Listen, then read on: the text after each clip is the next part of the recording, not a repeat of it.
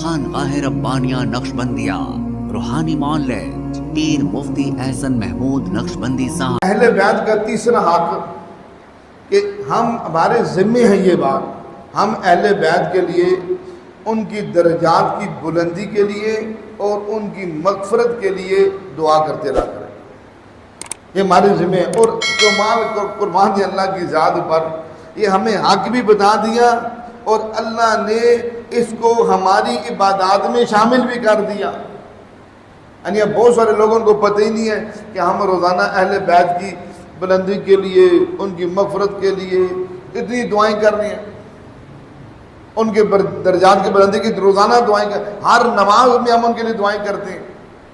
لیکن اللہ پاک نے کیا فرمایا، یا ایھا الذین آمنوا صلوا علیہ وسلموا تسلیما، پھر کیا پڑھا، اللہم صلی علی محمد،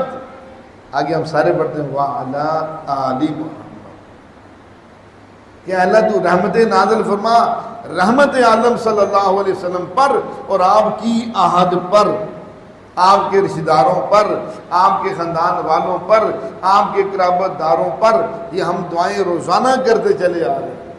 اس کے علاوہ بھی ہمیں جب موقع ملے ہم اہل بیت کی درجات کی بلندی کی دعائیں کرتے رہے کہ اللہ آپ نے ان کو خود اتنا بڑا مقام دیا، خود اتنی بڑی نسبت دی، آپ نے ان کے بارے میں خود قرآن میں فرمایا کہ حضور ہم آپ سے، ہم ان کو بتا دیجئے صحابہ کو، ہم آپ سے اہل محبت کی،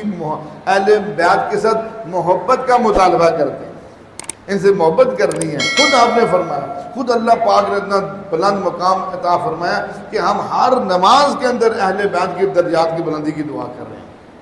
تو یہ ہمارا حق بھی ہے، یہ بات ہمارے ذمہ بھی ہے اور ہمیں ایسے کرتے رہنا بھی چاہیے۔ ہمارے ہاں جادو، جنات، بندش اور نظر بد کا شافی علاج قرآن و سنت کی روشنی میں کیا جاتا ہے۔